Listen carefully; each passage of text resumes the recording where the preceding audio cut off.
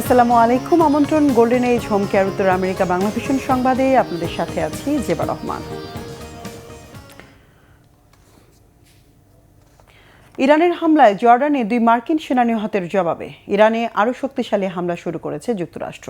পাল্টা জবাবে Bahrain, Kuwait, Iraq সহ মধ্যপ্রাচ্যে মার্কিন ঘাঁটি লক্ষ্য করে মিসাইল ও ড্রোন হামলা অব্যাহত রেখেছে ইরান। যুক্তরাষ্ট্র ইরানের মধ্যে নতুন করে পাল্টাপাল্টি হামলা শুরুর 7ম দিনে জর্ডানে থাকা মার্কিন বিমান ঘাঁটিতে হামলা চালায় তেহরান। এতে 2 মার্কিন সেনা নিহতের পাশাপাশি গুরুতর আহত হয় অন্তত 4 জন। হামলার পর এখনও নিখোঁজ আরও 1 জন।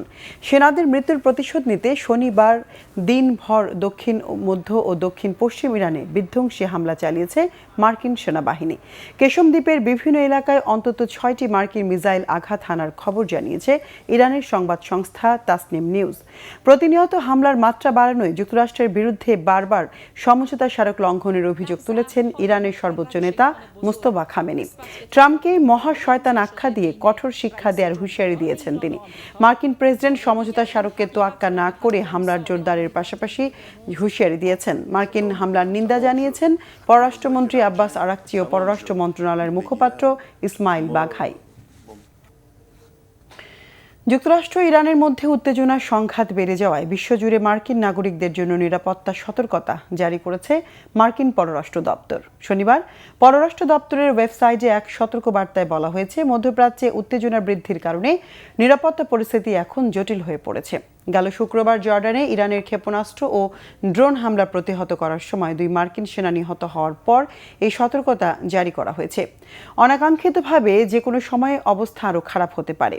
বিশ্বজুড়ে অবস্থানরত মার্কিন নাগরিকদের, বিশেষ করে মধ্যপ্রাচ্যে থাকা ব্যক্তিদের পরিস্থিতির সর্বশেষ তথ্য নিয়মিত অনুসরণ করার পাশাপাশি নিকটস্থ মার্কিন দূতাবাস বা কনসুলেটের নির্দেশনা মেনে চলার পরামর্শ দেওয়া হয়েছে।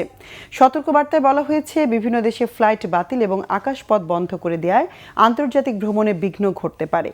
সতর্কবার্তায় আরও উল্লেখ করা হয়, মধ্যপ্রাচ্যের বাইরেও বিভিন্ন দেশে মার্কিন কূটনৈতিক স্থাপনা লক্ষ্য করে হামলার ঘটনা ঘটেছে। পাশাপাশি ইরান সমর্থিত গোষ্ঠীগুলো বিশ্বের বিভিন্ন স্থানে মার্কিন স্বার্থ সংশ্লিষ্ট স্থাপনা বা মার্কিন নাগরিকদের লক্ষ্য করে হামলা চালাতে পারে।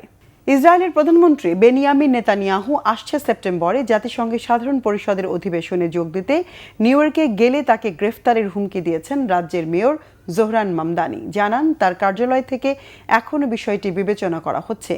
নিউ ইয়র্ক টাইমসের দ্য ইন্টারভিউ পডকাস্টে কথা বলতে গিয়ে নিউ ইয়র্ক সিটির প্রথম মুসলিম ও দক্ষিণ এশীয় বংশোদ্ভূত মেয়র জোহরান মামদানি বলেন, তার প্রশাসনের আইন বিভাগে সক্রিয়ভাবে নেতানিয়াহুর সম্ভাব্য গ্রেপ্তারের বিষয়টি নিয়ে আলোচনা করছে।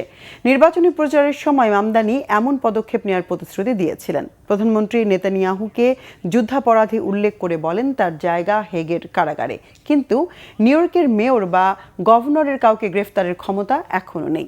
এই ব্যাপারে আইন বিভাগের সঙ্গে আলোচনা চলছে বলে জানান মেয়র জোহরান মামদানি।